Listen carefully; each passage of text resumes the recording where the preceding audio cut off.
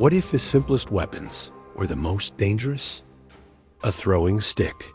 That shouldn't work. Metal spikes. Designed to maim, not kill. Armor built to keep men fighting while breaking. These aren't myths. They're objects, recovered, cataloged, studied, and together they reveal something disturbing. Ancient warfare wasn't trial and error. It was precision. So the question isn't what these weapons were. It's who understood the human body well enough to build them this way. Thousands of years ago, someone understood something brutal.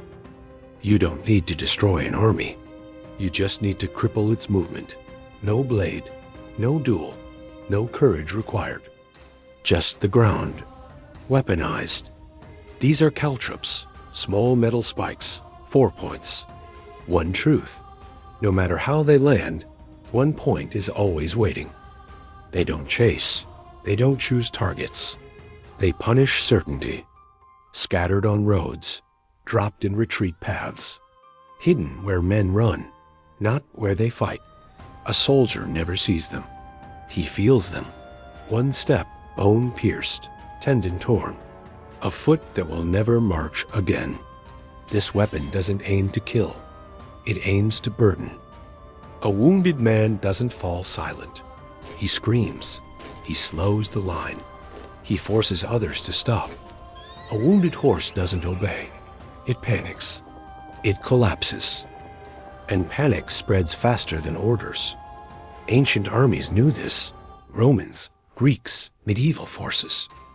Different cultures, same conclusion. Pain is more efficient than death. What makes caltrops disturbing isn't how simple they are. It's how deliberately cruel they are. They attack trust, the belief that the ground is neutral, that forward motion is safe, that retreat is possible. Caltrops turn certainty into hesitation. Archaeologists don't just find them on battlefields. They find them on roads, at narrow passes, near supply routes, places chosen, not for combat, but for collapse. This wasn't desperation. It was foresight.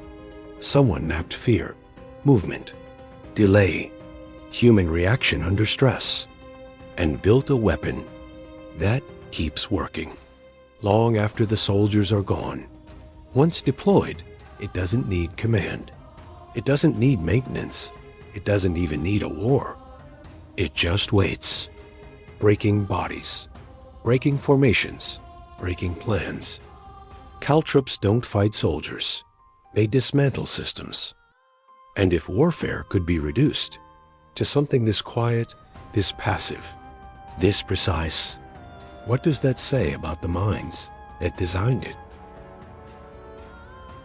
Long before steel, before armor, before organized armies, humans learned how to extend the body, not with strength, with leverage. The Atlatl. At first glance, it looks harmless. A carved stick, sometimes decorated, sometimes barely shaped. Too simple to change warfare, but that simplicity was the point. The Atlatl didn't add muscle, it added distance. It turned the human arm into a mechanical system, a lever, a multiplier. Modern testing reveals something unsettling. Thrown by hand, a spear travels a short distance, predictable, limited. But launched with an Atlatl, velocity increases dramatically. Penetration doubles, sometimes triples, without more effort, without more force. Just better physics. High-speed analysis shows the dart flexes mid-flight, stores energy, then releases it on impact, quietly, efficiently. The body never feels the full strain. The target absorbs it all. This wasn't luck. It wasn't improvisation. The length of the thrower, the hook angle, the weight of the dart. Each variable mattered. Change one, and performance collapses. A finger's width too short, a hand's length too long, and the system fails. This wasn't guesswork. Someone tested distance, tested angles, tested limits, until the formula worked. Atlatls appear in the Americas, in Australia, in Europe, separated by oceans, yet built on the same principle. Not imitation, convergence, different cultures, reaching the same conclusion. The human arm has a limit, but leverage doesn't, and the effect was psychological too. No whistle, no warning. Just sudden impact from beyond reach, before shields, before formations, before response. This wasn't primitive warfare. It was controlled force. And once humans learned how to extend the body this way, they never unlearned it. So the question isn't what the Atlatl could do. It's this: how did humans, 10,000 years ago, solve a problem that still works perfectly today? What if armor wasn't meant to save you? What if it was designed to keep you functional long enough to be useful? Someone solved a different problem, not how to stop a blow, but how to survive. Many of them. Lamellar armor. At first glance, it doesn't look impressive.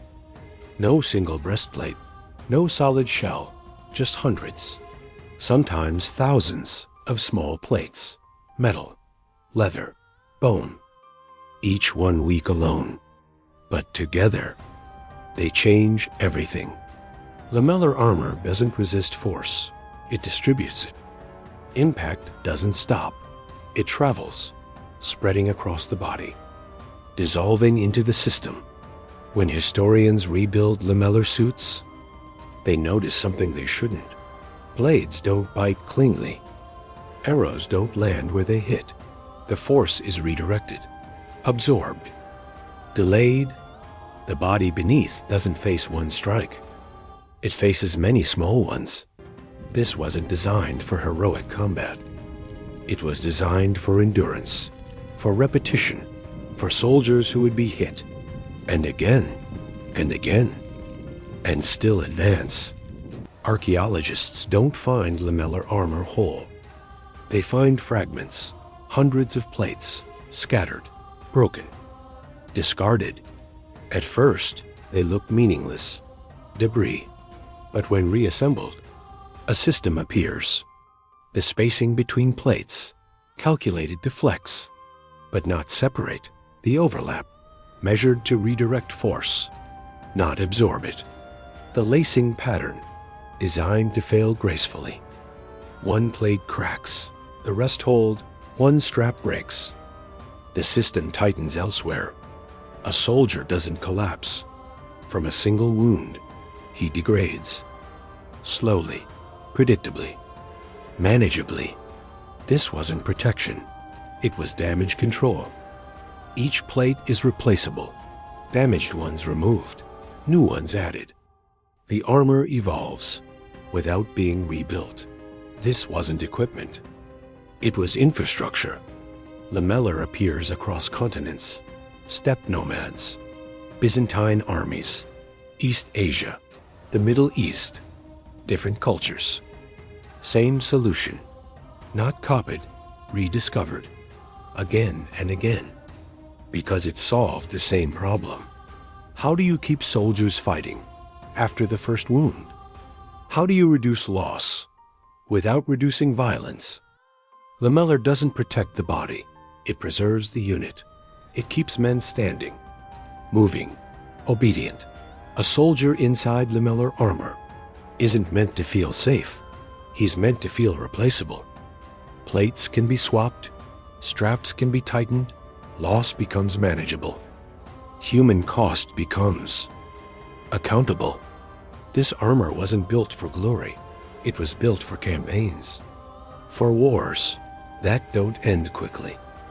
And when warfare becomes modular, when bodies become components, the question changes. It's no longer, how do we protect the soldier? it becomes, how long can the system keep using him? These weren't weapons of desperation. They were weapons of understanding, built by people who knew exactly how much damage was enough, exactly how much force the body could take before it failed. And once that line was understood, war stopped being emotional. It became procedural, measured, repeatable. And that's the part we don't like to admit.